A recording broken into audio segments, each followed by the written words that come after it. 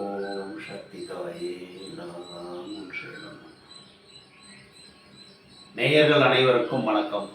சக்தி ஜோதிடம் வழியாக உங்களை சந்திப்பது உங்கள் வழிகாட்டி ஜோதிடர் கண்ணன். கைரேகை கருத்துக்களை மிக எளிமையாக உங்கள் கையை பார்த்தவுடன் புரியும்படி கற்றுக் கொடுத்து கொண்டு வருகிறோம். பாருங்கள், பார்த்து பயன்பெறுங்கள். புதுசாக நம்ம சேனலை பார்க்குறவங்களும் சப்ஸ்கிரைப் பண்ணி உங்கள் ஃப்ரெண்டுகளுக்கும் ஷேர் பண்ணி பயன்பெறுங்கள் என்று கூறி இன்றைய தலைப்பு என்னவென்றால், அதாவது வருமானம், வேலை, தொழில், லாபம் எல்லாமே கேள்விக்குறி.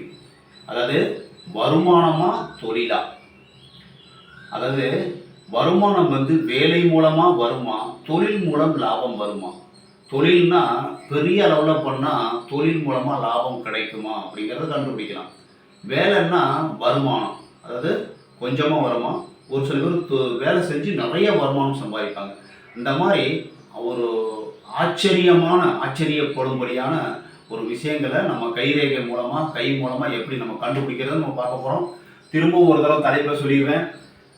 அதாவது வேலை மூலம் வருமானம் வருமா, தொழில் மூலம் லாபம் கிடைக்குமா அப்படிங்கிறத நம்ம டீட்டெயிலாக பார்க்க போகிறோம். நல்லா கரெக்டாக பார்த்தீங்கன்னா நீங்கள் தொழிலதிபர் ஆக முடியுமா, இல்லை வேலை செஞ்சு பெரிய லம்சமாக ஒரு நல்ல அமௌண்ட்டு சம்பாதிக்க முடியுமா, எப்படிலாம் வருமானம் வரப்போகுது அப்படிங்கிறத நம்ம பார்க்க போகிறோம். இப்போ நம்ம ரெண்டு கையும் பார்க்குறோம்னு சொல்லியிருக்கோம். ஆணுக்கும் பெண்ணுக்கும் ஒரே பலன் தான், கொஞ்சம் டிஃப்ரென்ஸ் வரும். சரிங்களா? ஆணாக இருந்தாலும் பெண்ணாக இருந்தாலும் கொஞ்சம் டிஃப்ரென்ஸு. பெண்ணுக்கு என்னென்னா ஒரு அதிர்ஷ்டமான குறி இருக்குது, அவங்க அது குறி இருக்குது, ரேகை இருக்குது. அவங்க வேலைக்கு போகலைன்னா அவங்களுடைய பலாபலன் அவங்களுடைய கணவர் நல்லா இருப்பார். இப்போ ஒரு பெண்ணுக்கு ஒரு ராஜபோகமான ஒரு ரேகைகள் இருக்குது அப்படின்னா அவங்க வேலைக்கு போக முடியலன்னா அவங்களுடைய அதிர்ஷ்டமாகப்பட்டது அவருடைய கணவருக்கு வேலை செஞ்சு அவர் கணவருடைய ரேகை சாதாரணமாக இருந்தாலும் அவங்க டாப் பொசிஷன் வரத்துக்கு வாய்ப்பு இருக்குது. அதே மாதிரி குழந்தைங்களுக்கு நல்ல ரேகை அமைப்பு இருந்தாலும் அது பெற்றோர்களுக்கு நல்ல திருமணம் ஆகும் வரை அவங்களுக்கு பெற்றோர்களுக்கும் அந்த நல்லது கிடைக்கிறதுக்கு வாய்ப்பு இருக்குது. இது எப்படி சார் நம்ம நம்புறது அப்படின்னா, இப்போ மூதாதையர், முன்னோர்கள், அப்பா, அம்மா, தாத்தா, பாட்டி இதெல்லாம் சம்பாதிச்சு வச்சுட்டாங்கல்ல, அந்த சொத்தை நம்ம எடுத்துக்கிறோம். அப்படிங்கும்போது அவர்கள் செய்த பாவமும் புண்ணியமும் நம்மளை சேருது இல்லையா? அவங்க சொத்தும் நம்மளை சேருது. அவங்க கஷ்டமும் அவங்க எப்படிலாம் சொத்து சேர்த்தாலும் தெரியாது இல்லையா? அதுவும் நமக்கு சேருது. இப்போ நம்ம பாயிண்ட் வந்துடுவோம். இப்போ நம்ம ஒரு கையை பார்க்குறோம் சார், ரெண்டு கையும் பார்க்கணும்னு சொல்லியிருக்கோம். வந்தோடனே வயது என்னன்னு கேட்கணும்னு சொல்லியிருக்கோம்.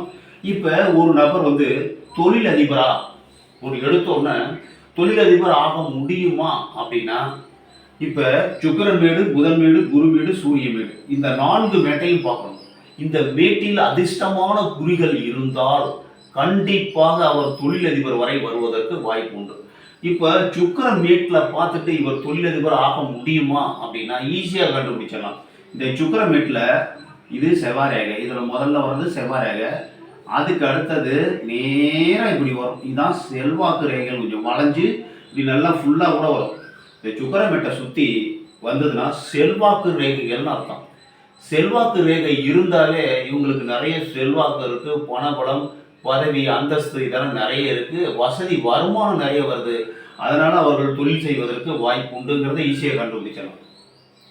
சப்போஸ் இந்த சுக்கிரமேட்டில் ரேகை அதிகமாக இல்லை சார் அப்படின்னா, இப்போ நம்ம குருமேட்டை பார்க்குறோம் சார். குருமேட்டில் இப்படி சதுர அமைப்பு இருக்கும் ஒரு சில பேருக்கு, இல்லைன்னா முக்கோணம் இருக்கும். முக்கோணம் இருந்தால் அவர்கள் அரசியலில் போயிட்டு அது மூலமாக நிறையா வருமானம் சம்பாதிச்சு அப்புறம் நம்ம தொழிலதிபர் ஆகிடுவாங்க. தொழிலதிபராக இருப்பாங்க, அரசியல்வாதியாக இருப்பாங்க.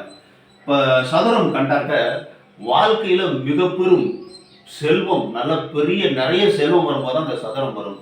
அதுவும் இல்லாமல் இந்த விதி ரேகையை பாருங்கள். இந்த விதி ரேகை பாருங்கள், ஆயில் ரேகையோட ஒட்டி கீழேருந்து வந்ததுன்னா, கீழேருந்து விதி ரேகை வந்ததுனாவே இங்கே ஒரு சதுரம் இருந்துச்சு. இந்த பக்கம் செல்வாக்கு ரேகை இல்லை சார், அவங்களும் தொழிலதிபர் இருப்பாங்க. காரணம் என்னென்னா, சின்ன வயசுலேருந்து கஷ்டப்பட்டு சம்பாதிச்சு அதுக்கப்புறமா அது குடும்பத்துக்குள்ளே சம்பாதிச்சிருப்பாங்க. அதுக்கப்புறம் இவங்க சம்பாதிக்க ஆரம்பிச்சிருப்பாங்க. சூரிய ரேகை 50 வயசுக்கு மேலே ஆரம்பிச்சிருக்கும். இவங்க மிக பெரும் தொழிலதிபராக இருக்கிறதுக்கு வாய்ப்பு இருக்குது. படிப்படியாக சின்ன வயசுலேருந்து கஷ்டப்பட்டு வேலை செஞ்சு கஷ்டப்பட்டு முன்னுக்கு வந்திருப்பாங்க. அதுக்கப்புறம் தொழிலதிபர் ஆகிடுவாங்க. சரிங்களா? இப்போ நம்ம குருமேட்டை பார்த்துட்டோம், சுக்கிரமேட்டை பார்த்துட்டோம். அதுக்கு அடுத்தது புதன் மேட்டில் எப்படி சார் அவங்க தொழிலதிபர் இருப்பாங்க கண்டுபிடிக்கலாம்? இப்போ இதில் ஒரு 2-3 ரேகை வரும் சார், நல்லா பட்டையாக வரும். இது 2-3 ரேகை வந்ததுனாவே இவங்க மருத்துவத்துறையில், வைத்தியத்துறையில் சாதனை புரிவதற்கும் வாய்ப்பு உண்டு. அது கையில் உள்ள மேடுகள் ரேகைகளை பார்த்து கொண்டு வரணும். ஈஸியாக கண்டுபிடிக்கிற மாதிரி சொன்ன ஒரு 2-3 ரேகை இருக்குது சார், நல்ல ஒரு பட்டையை நல்லா இருக்குன்னா இவங்களும் புதன் வியாபாரத்தின் மூலமாக தொழிலதிபர் ஆகிறதுக்கு வாய்ப்பு உண்டு. இப்போ நம்ம சூரிய மேட்டை பார்க்குறோம் சார். சூரிய மேட்டை பார்த்தோம்னா சூரிய மேட்டில் ரேகை இருக்கணும் சார். சூரிய மேட்டில் ரேகை நல்லா ஒரு பட்டையை அழுத்தமாக இருக்கும். ஒரு சில பேருக்கு லைட்டாக இருக்கும், அவங்க வேலை மூலமாக வருமானம் வரும். நல்ல ஒரு பட்டையாகவே இன்னும் சொல்லப்போனால் இங்கேருந்து கூட வரும், இங்கே கீழே இருந்து கூட ஃபுல்லாக வரும். இவங்களுக்கு தொழிலதிபர் கண்டிப்பாக கண்டுபிடிச்சிடலாம். நிறைய வருமானம் வந்தால் தான் சூரிய ரேகை நல்லா பட்டையாக வரும், இல்லைன்னா லைட்டாக இருக்கும் சார். சரிங்களா? அதை வச்சு கண்டுபிடிச்சிடலாம். இல்லை சூரிய மேட்டில் இப்படி ஒரு கட்டம் மாதிரி இருக்கும். அப்போ நிலவளம், சொத்து பத்து இதெல்லாம் நிறைய வாங்குறதுக்கு வாய்ப்பு இருக்குது. தொழிலதிபர் ரேஞ்சுக்கு, அதாவது மிகப்பெரிய வருமானம் வரணும்னா சூரிய ரேகை கண்டிப்பாக இருக்கணும், விதி ரேகை இருக்கணும். சரிங்களா? புத்தி ரேகை இருக்கு இல்லையா, புத்தி ரேகை நல்லா அப்படி காந்தி மாதிரி ஒரு சில பேருக்கு குருமேட்ல இருந்து ஆரம்பிக்கும். கொஞ்சம் தனிச்சு இங்க பாருங்க, இப்படி அப்படி வந்து இது வந்து ஆயுள் ரேகை, இது தனிச்சு அப்படி நல்லா ஃபுல்லாக கம்பி மாதிரியே இருக்கும். அப்படியே கோடு போட்டோம்னா நல்லா நீட்டாக இருக்கும். இந்த மாதிரி நேராக இருந்ததுனால அவங்க தொழிலதிபர் ஆகிறதுக்கு வாய்ப்பு இருக்குது. அந்த பின்னாடி சின்ன பிள்ளை கொஞ்சம் கஷ்டப்பட்டு சின்ன வயசில் அதுக்கப்புறம் தொழிலதிபர் ஆகிடுவாங்க அப்படிங்கிறது தெரிஞ்சுக்கலாம். ஒரு சில பேருக்கு இந்த புத்தி ரேகை கீழே வளையும் சார். இப்படி கீழே வளைஞ்சா முக்கால்வாசி அவங்க வேலை செஞ்சு தான் வருமானம் சம்பாதிக்கணும். இது மாதிரி இது இப்போ எதுக்கு சொல்லித்தரோன்னா, உங்களுக்கு ஒரு கையை பார்த்தோன்னா நீங்கள் தொழிலதிபர் ஆக முடியுமா, இல்லை வேலை செஞ்சே தான் வருமானம் சம்பாதிச்சு பெரிய லெவலுக்கு வரணுமா அப்படிங்கிறத நம்ம ஈஸியாக கண்டுபிடிச்சிடலாம். தொழிலதிபர் ஆகணும்னா சுக்கரமேட்டில் ரேகைகள் நிறைய இருக்கும். இந்த மாதிரி வளைகுறி இருந்ததுன்னா சுக்கரமேட்டில் அவங்க சம்பாதிச்சு நிறைய தொழிலதிபர் இருப்பாங்க. நல்லா அனுபவிக்கணும், சந்தோஷமாக இருக்கணும்னு நினைப்பாங்க. சுக்கரனாவே ஆசை, சந்தோஷம், நல்ல ஜாலியாக அனுபவிக்கிறது சுக்கரனுடைய வேலை, சுக்கரனுடைய தொழிலே தான். அதே மாதிரி குரு பகவான் ஒரு பெரிய தொழில் மில் ஓனரு, நல்ல பெரிய பெரிய வியாபாரம் அப்படிங்கிற அது மூலமாக வருமானம் வரணும்னா இந்த குருமேட்டில் சதுரம் இருக்கும், முக்கோணம் இருக்கும். இப்போ விதி ரேகை, இப்போ ஒரு சில பேருக்கு 2-3 விதி ரேகை இருக்குது சார். சனி கொடுக்கக்கூடிய வருமானம், லாபம், வேலை மூலமாக தொழில் மூலமாக நிறைய லாபம் கிடைக்கணும்னா தொழிலதிபராக இருக்கணும் அப்படின்னு சனி வந்து தொழிலதிபர் ஆக்கணும்னா இந்த விதி ரேகைக்கு அது 2-3 விதி ரேகை, 2-3 விதி ரேகை இருந்ததுன்னா அவர்கள் வேலை தொழில் மூலமாக படிப்படியாக முன்னுக்கு வந்து 2-3 ஃபேக்ட்ரி, 2-3 வருமானம், தொழிலதிபராக இருக்கிறதுக்கு வாய்ப்பு இருக்குது. இப்போ சந்திரன் ஒருத்தர் தொழிலதிபர் ஆகணும் சார். சந்திரன் மேட்லேருந்து நேராக குருமேட்டுக்கு ஒரு ரேகை போச்சுன்னா அப்போ அவங்க வந்து வெளிநாடு, வெளியூர், வெளிதேசம் நல்லா இங்கேருந்து ஏற்றுமதி பண்ணுறது, அங்கேருந்து இறக்குமதி பண்ணுறது, அதன் மூலமாக லாபம் சம்பாதிக்கிறதுக்கு சந்திரன் பக்கம், அதாவது சந்திரனாவே பிரயாணம் இல்லையா, பிரயாணம் மூலமாக தொழிலதிபர் ஆகிறதுக்கு வாய்ப்பு இருக்குது. சந்திரன் மூலமானா ஒரு மேட்டுக்கு போகணும் சார். ஏதாவது ஒரு மேட்டுக்கு சந்திரன் மேட்லேருந்து நல்லா ஷார்ப்பாக போயிடுச்சுனாவே சந்திரன் உங்களுக்கு நல்ல ஒரு பெரிய லெவலில் பணம் கொடுக்கறதுக்கு, வியாபாரத்தின் மூலமாக வெளிநாடு ரேஞ்சில் பணம் கொடுக்கறதுக்கு சந்திரனுக்கும் முடியும். அதே மாதிரி ஒவ்வொரு மேடும் நல்லா இருக்குது, அந்த ரேகைகள் நல்லா சிறப்பாக இருந்ததுன்னா அவர்கள் தொழிலதிபர் ஆகிறதுக்கு வாய்ப்பு உண்டு. சார் இதெல்லாம் இல்லை சார், வேலை மூலமாக எப்படி சார் வருமானம் வருது அதை கண்டுபிடிக்கணும்னா எப்படின்னா நம்ம ஈஸியாக கண்டுபிடிச்சிடலாம். ஒரு சில பேருக்கு சூரிய ரேகையே இருக்காது சார். சூரிய ரேகை இல்லாமல் இருந்தால் அவங்க வேலை செஞ்சு கஷ்டப்பட்டு தான் சம்பாதிக்கணும். விதினாவே சனியின் மூலமாக சனிமேட்டுக்கு வரக்கூடியது விதி ரேகை. அந்த விதி ரேகை மூலமாக வருமானம் வருது அப்படின்னா அவர்கள் வந்து வேலை செஞ்சு தான் வருமானம் வரணும். இப்போ இது விதி ரேகை, சனிமேட்டுக்கு வராதே விதி ரேகை, பாம்பு வரணும் இல்லையா, அதுக்கு நேராக இந்த ஆயுள் ரேகை தொடாமல் வரும். ஒரு சில பேருக்கு ஆயுள் ரேகை தொடாமல் வரும். இப்படி வந்ததுன்னு வச்சுங்க, இவங்க வந்து வேலை செஞ்சு வருமானம் சம்பாதிக்கணும். ஒரு சில பேருக்கு இந்த சந்திரமேட்டிலேருந்து விதி ரேகை போகும், அவங்க வேலை செஞ்சு கஷ்டப்பட்டு தான் சம்பாதிக்கணும். ஆனால் மனைவி வந்த பிறகு, திருமணமான பிறகு சந்திரமேட்டிலேருந்து விதி ரேகை இப்படி போய் ஜாயின் ஆகுதுன்னு வச்சுங்க, மனைவி வந்து அவங்கள வந்து வாழ்க்கையில் முழு கொண்டு வந்துடுவாங்க. மனைவி மூலமாக வருமானம் வரதுக்கு வாய்ப்பு இருக்குது. இல்லைன்னா வெளிநாடு, வெளியூர் வேலைக்கு சென்று வாழ்க்கையில் முழு வரதுக்கு வாய்ப்பு இருக்குது. தொழிலதிபர் ஆகணும்னா இதில் இந்த ஆயுள் ரேகையிலேருந்து 2-3 ரேகை மேலே போகுது சார். ஒரு ரேகை வந்து குருமேட்டுக்கு போகுது சார், அது மாதிரியும் தொழிலதிபர் ஆகலாம். இப்போ ஒரே ஒரு ரேகை மட்டும் போச்சுன்னா அது வந்து வேலை செஞ்சு வருமானம். 2-3 ரேகைக்கு மேலே ஆயுள் ரேகையிலேருந்து போனாலும் தொழிலதிபர், விதி ரேகை 2-3 ரேகை இருந்தாலும் தொழிலதிபர். நிறைய ரேகைகள் நல்ல விதமாக போச்சு. இப்போ புத்தி ரேகையிலேருந்து மேட்டுக்கு ரேகை போகுதுன்னா அவங்களும் தொழிலதிபர் ஆகிறதுக்கு வாய்ப்பு இருக்குது. குருமேட்டுக்கு அதாவது 2 3 ரேகை போகுது. இருதய ரேகையிலேருந்து குருமேட்டுக்கு இல்லை சனிமேட்டுக்கு சூரியமேட்டுக்கு இந்த மாதிரி ரேகை போகுதுன்னு ரேகை நிறையா நல்ல ரேகை மேல் நோக்கி சென்றால் அவர் தொழிலதிபராக இருப்பதற்கு வாய்ப்புண்டு. ரேகை கம்மியாக இருக்குது சார்.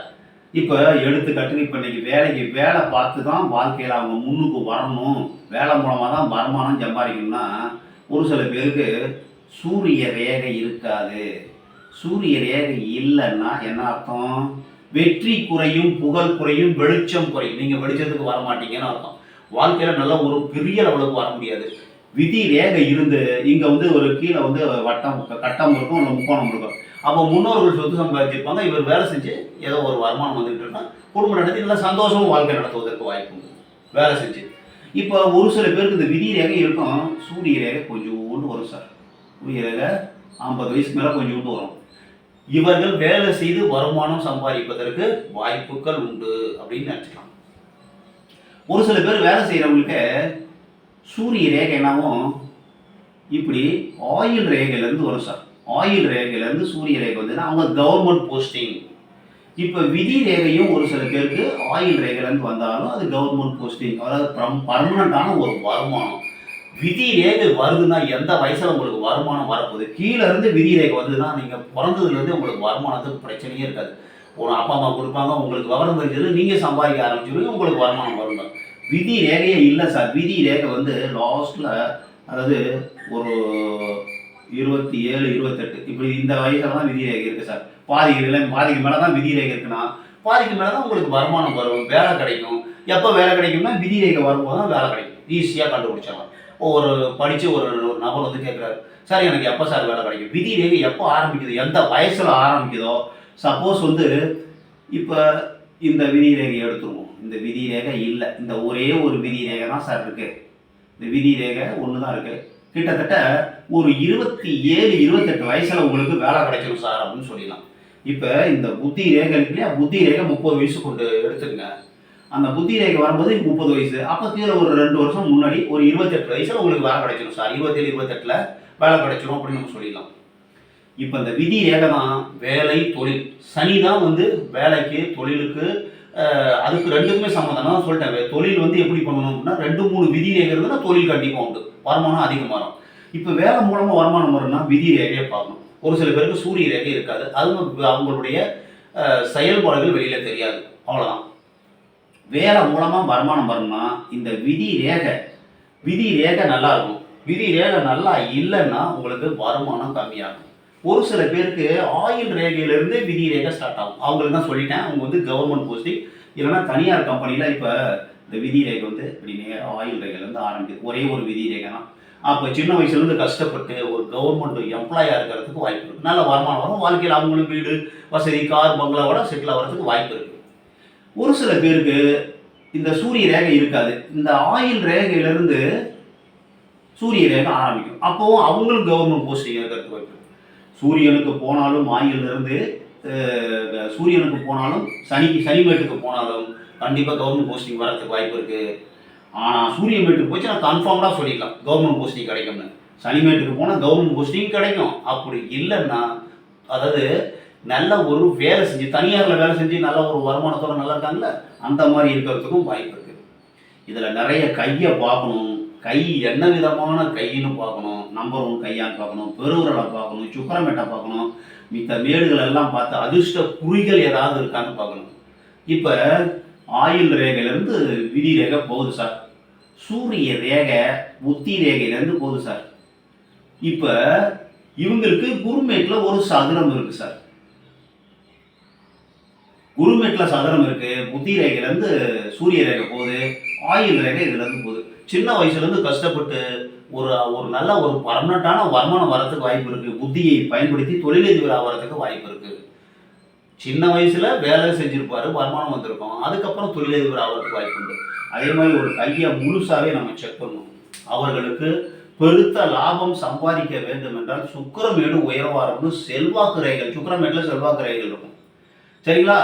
குருமேட்டில் ஒரு சதுரமோ இல்லை முக்கோணமோ இல்லை ஒரு சில பேருக்கு இப்படி குரு வளையமும் வரும். குரு வளையம் நல்லா சிறப்பாக இருக்குது சார். குரு வளையம் சிறப்பாக இருந்தால் ஒரு அரசருக்கு இணையான ஒன்று தொழில்துறையில் பெரிய ஆளாக இருக்கலாம், இல்லை அரசியலில் பெரிய ஆளாக இருக்கலாம்.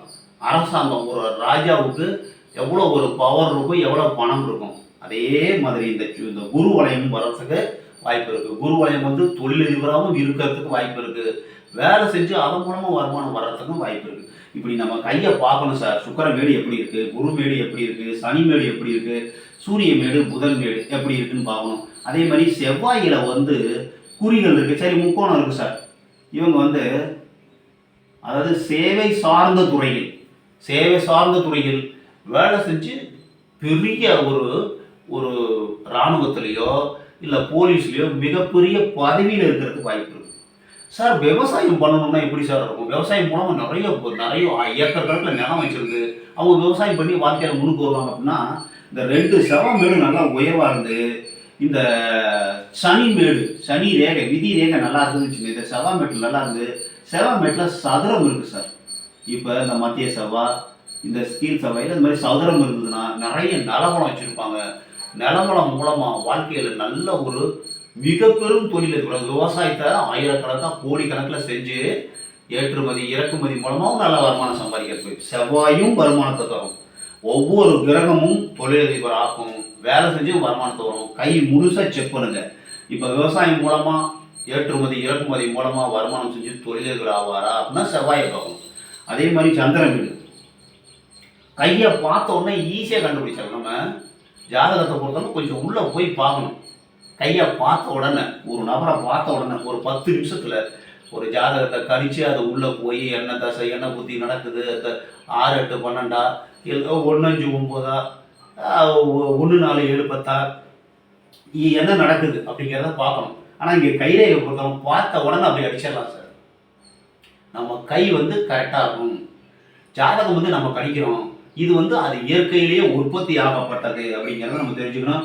இப்போ நம்ம கைரேகையை பொறுத்தவரைக்கும் 2லையுமே ஜோதிடம் என்பது வழிகாட்டல் மட்டுமே. வழிகாட்டும். ஒரு எந்த ஜோதிடமாக இருந்தாலும் சரி, வழிபடி போதும், இதுதான் உங்களுடைய லைஃப் ஸ்டைல் அப்படிங்கிறது காமிக்கும். நம்ம கை வந்து நம்ம கூட இருக்கிறதுனால பார்த்த உடனே ஈஸியாக கண்டுபிடிச்சோம். நமக்கு எந்த ஒரு கால்குலேஷன் இல்லை. இப்போ ஜாதகம் இல்லை சார், நீங்கள் என்ன பண்ண முடியும்? கையை பார்த்தோன்னா வாழ்க்கையில் உழையிடுவானா மாட்டேனா, தொழிலதிபர் ஆகனா மாட்டேனான்னு ஈஸியாக கண்டுபிடிச்சிடலாம். பாருங்கள், பார்த்து பயன்பெறுங்கள். மற்றும் ஒரு சிறப்பான காணொலியில் உங்களை சந்திக்கும் வரை உங்கள் வழிகாட்டி ஜோதிடர் கண்ணன். வணக்கம்.